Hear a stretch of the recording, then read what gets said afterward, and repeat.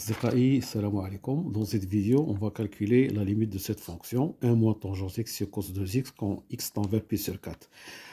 Bon, alors si vous remplacez 1 moins tangente x par pi sur 4, on a 1 moins tangente pi sur 4. Tangente pi sur 4 c'est 1, donc 1 moins 1 c'est 0. Donc ça tend vers 0 quand x tend vers pi sur 4. Et ici, cosinus 2x, si vous remplacez x par pi sur 4, vous allez trouver pi sur 2. Cos pi sur 2, c'est 0, donc ça tend vers 0 quand x tend vers pi sur 4. Et alors, par suite, on a une forme indéterminée. Alors, on va enlever cette forme indéterminée. Comment? Alors, en général, lorsque vous avez des limites et qui contiennent des fonctions trigonométriques, il faut toujours essayer de lever l'indétermination en arrivant à cette forme-là. Sinus u sur u quand u tend vers 0 est égal à 1. Ça, c'est la clé des formes indéterminées des fonctions trigonométriques. Alors, pour cela, donc, on va, au lieu de tendre x vers p sur 4, on va poser un changement de variable de telle façon que la nouvelle variable tend vers 0. Alors, pour cela, on pose x égale p sur 4 moins u. Donc, vous voyez ici, quand x tend vers pi sur 4, c'est équivaut à u tend vers 0. Alors, donc, on va essayer d'écrire y en fonction de u. Y égale 1 moins tangente x. C'est tangente pi sur 4 moins u. Et en bas, cosinus 2 fois pi sur 4 moins u, c'est-à-dire, bon, je peux l'écrire comme ça, pi sur 2 moins 2u.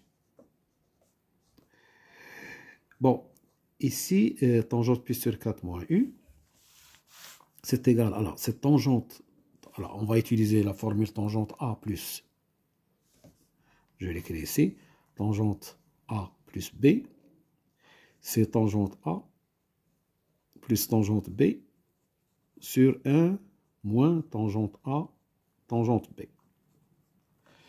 D'accord? Donc ici, c'est moins. Alors, tangente pi sur 4, c'est 1.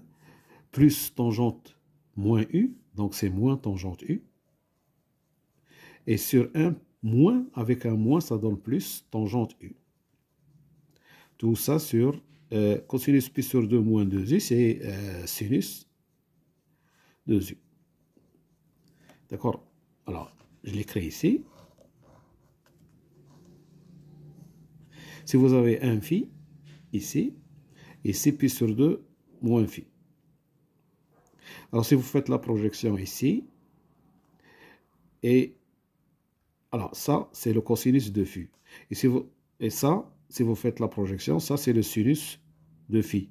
Alors, vous remarquez que le sinus de phi, de pi sur 2 moins phi, est égal à cosinus phi. Et inversement, si vous faites la projection ici et la projection ici, ça, c'est le sinus de pi sur de phi est égal au cosinus de pi sur 2 moins phi. Donc, ici, on a cosinus pi sur 2 moins 2u égale à sinus 2u.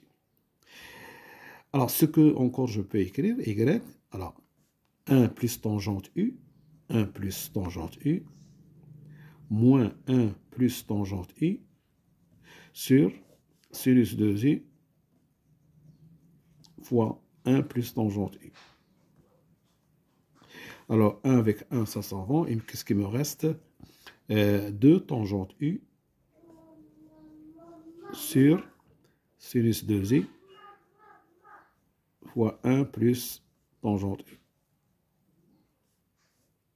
Donc, ça, c'est y en fonction de u. Alors maintenant, quand u tend vers 0, bien sûr, vous allez avoir ici 0 sur 0. Mais on sait, on a dit tout à l'heure, pour enlever l'indétermination, il faut toujours arriver à ça. Donc, qu'est-ce que je fais? Je vais diviser C par u et C par u. Donc, y, je peux l'écrire 2 tangente u sur u. Et ici, bon, je vais diviser en fait par 2u en haut et en bas. Sur sinus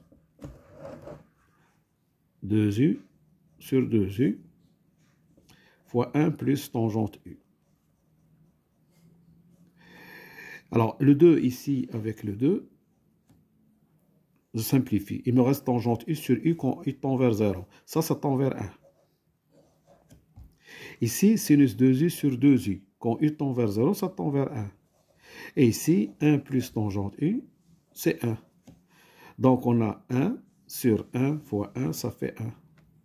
Donc, ça tend vers 1 quand U tend vers 0.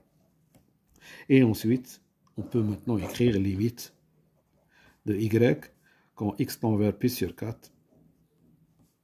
D'accord? C'est égal à 1.